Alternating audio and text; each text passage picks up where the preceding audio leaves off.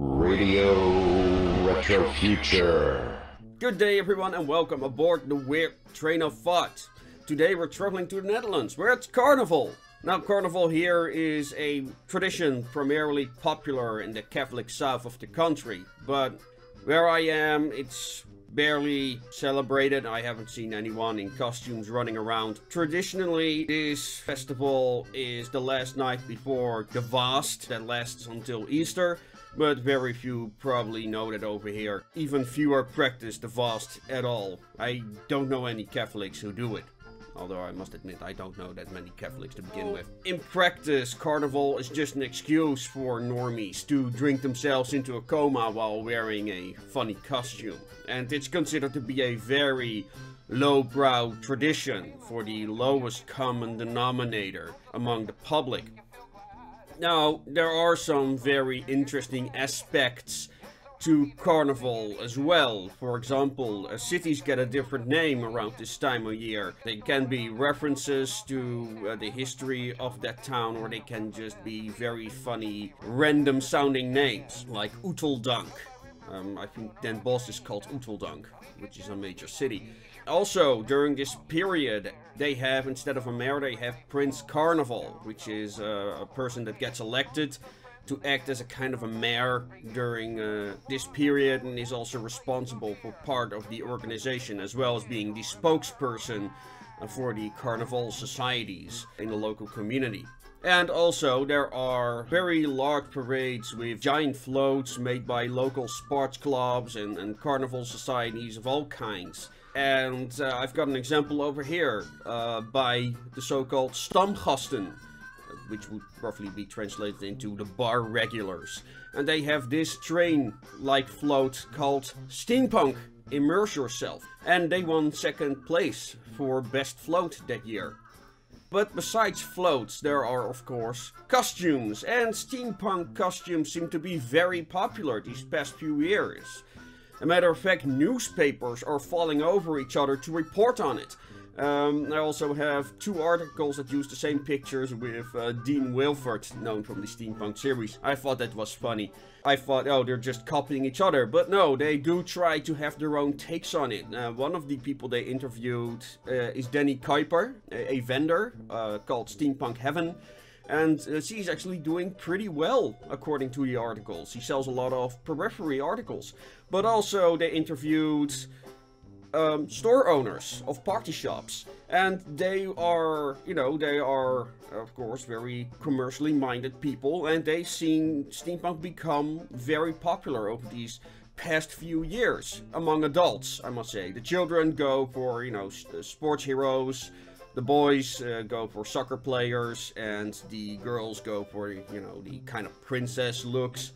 So that's very interesting to see their perspective on this. So I really like seeing this. It's a very different look on steampunk, more as a commercial venture.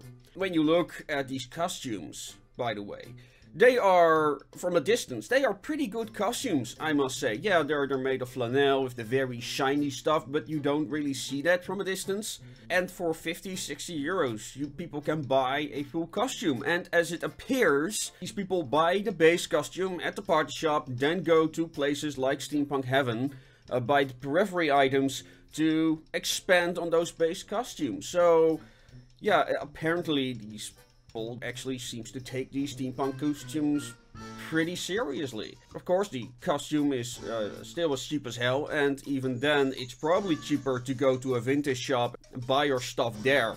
These people don't know that, they do this once a year, so for them this is a good base to start with steampunk. Go to a party shop and find whatever you can at steampunk shops, I suppose. Now, from the steampunk perspective, however, I've seen a lot of people cry foul about this. Oh look, they've got steampunk costumes at the party shop, the sky is falling. Quite frankly, I don't understand it, really. I mean, people like something that you like. Oh, the horror. I really don't understand why people are so upset about this. I get a lot of people on social media asking me questions These people are musicians. They got into steampunk by accident. You know, people like Cock is Dead is a good example. Victor Sierra started that way. They were invited by organizations to play because, you know, steampunk music is music steampunks happen to like. So a lot of bands kind of get discovered by steampunks, get invited to cons and other gatherings and play there and start identifying with steampunk among the way. But they often don't know that much about it. I have a Patreon that's just in that kind of situation right now. And yeah, they ask me from, okay, can you help me learn more about steampunk? So fine. And I never heard anybody complained about these musicians. Well, there are some that do, but let's leave it at that for now. So, yeah, why is it okay if musicians get into steampunk not knowing really what it is, but it's not okay for people that celebrate Carnival to get into steampunk without really knowing what it is? So that's one of my problems with this reaction. So I'm really curious, why are people upset about this? Why are you upset about this? Because I really want to know. I wonder, is it because you consider Carnival to be lowbrow? Too lowbrow to be worthy of steampunk? Is that it? Just wondering. Also, it's kind of a contradiction because a lot of people love to emphasize how open steampunk is to new people coming in. So that begs the question, why are people that celebrate Carnival all of a sudden a problem? What if any of these people would buy one of these costumes to go to a steampunk convention? Would that be a problem? I'm kind of just curious about it. Because to me, there's good steampunk and there's bad steampunk. What's the difference? Well, of course, that's very subjective. I think immersion is very important, and I don't see why these costumes cannot be immersive. The only problem I see is that you've got like 5 people wearing the same coat, for example. But saying that, I must say there's quite a diversity among Carnival costumes, and some of them even, you know, you got steampunk witches, steampunk coats, you know, the typical Victorians, but let's face it, most steampunks are dressed this way. Let's not try to delude ourselves here. And there was even some diesel punk. So, yeah, quite a wide range of costumes, I must say. So, for people that are running party shops and steampunk vendors, this is a golden opportunity to, you know, make some money, expand, get people acquainted with steampunk. I can also imagine that people like, you know, the guys who built the float were like, oh, this, what's steampunk? Oh, this looks interesting. Oh, I can get some stuff at the party shop. Oh, I can expand on it. I can go to vendors, buy other parts there. So it's actually good for people that are selling steampunk resources. So, again, where's the downside on this? And who knows, by introducing a larger audience, the Carnival audience to this, we might see more steampunk floats. Because we don't have floats like that on steampunk conventions. Yeah, we've got, like, Abacus Theater, who have awesome stuff. They had that same stuff, for example, at the Steampunk Jaarmarkt, and they make some appearances on other conventions.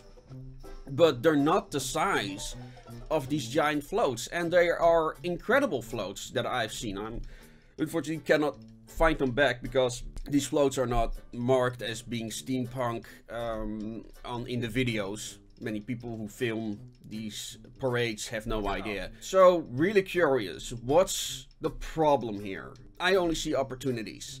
Really curious to what you think of this phenomena. What you believe are the upsides, what you believe are the downsides of this.